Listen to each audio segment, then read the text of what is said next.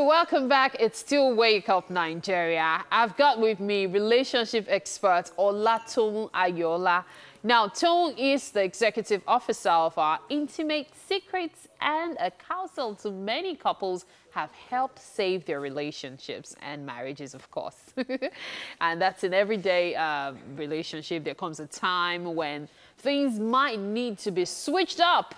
And she's here to talk about how to renew your love in a relationship, keeping that love evergreen. Thank you so much for joining us today, Toun. Now, people say, and I'm sure you agree, that love is usually the foundation of a marriage. Absolutely. Or a relationship. Though not excusing the fact that there are some people who don't love before getting married, but of course it builds with time. Now, when you have love, with time, with getting to know each other, different things come in, you see the sides that you probably don't like.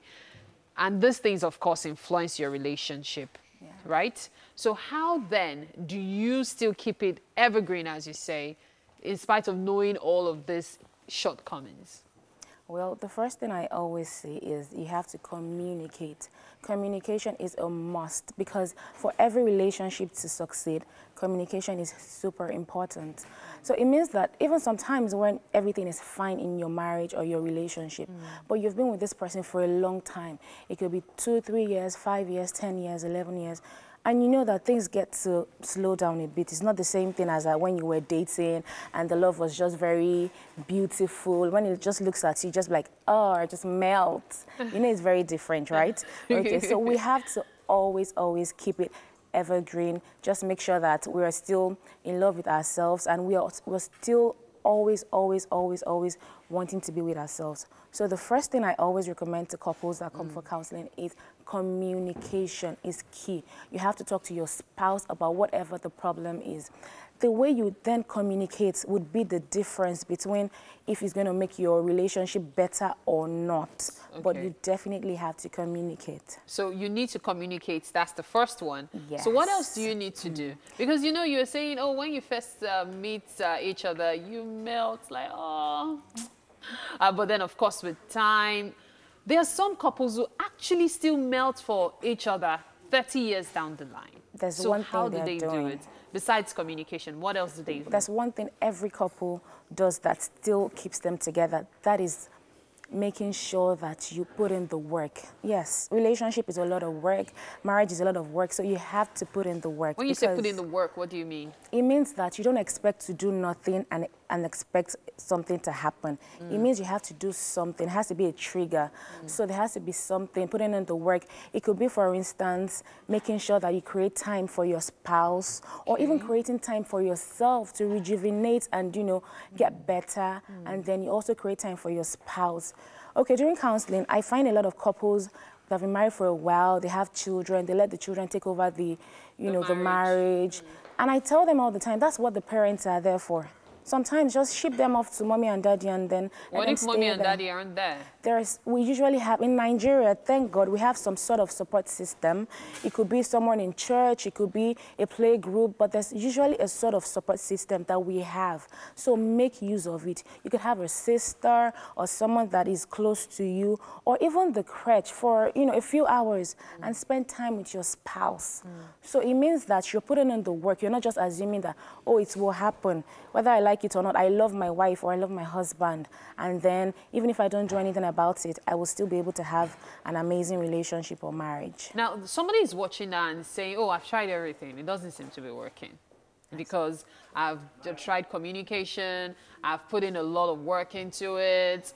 Are there any other things the person needs to know? And before we talk about the other things the person needs to know, when you say couples should spend time together to rejuvenate and all, what can you suggest that they do in those periods? Because some people are clueless. Absolutely. The first thing I recommend is to always make sure that, first of all, I do a no gadget time for my clients. So these phones, the laptops, just take it out of your room, for instance, for like an hour.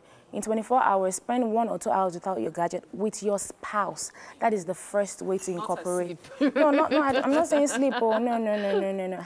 spending with your spouse to communicate and get to know him or her more. Even if you've been together for like 10 years, it doesn't matter.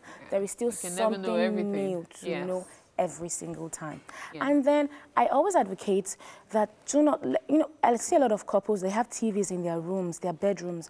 Your bedroom is not meant for your TV, trust me. Just keep the TV outside. Just make sure that the electronic gadgets are very minimal. Well, in the case where you have children and they take over the living room, do you put the TV, say, in the guest room?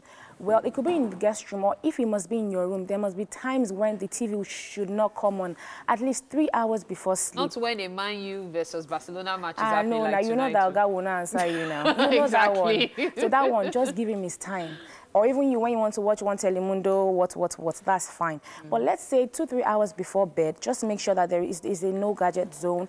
You're not on your phones, you're not watching TV in your room. You're basically spending time together and you would enjoy it. You could also schedule time away from your home, the normal thing, For instance, you could go and you don't even have to spend so much money. It doesn't have to be a big getaway that you spend a lot of... Go to a park together without the children. Just for a few hours. You don't even have to spend money to get there. So some people tell me, it's hard, I don't have money. You don't have to have money to spend quality time with your spouse. Yeah, that was one of the questions I was going to ask. That what if you can't afford you don't have to spend money. Even if you have 500 naira that will take you to the nearest park or something, you could still go there and spend time with your spouse.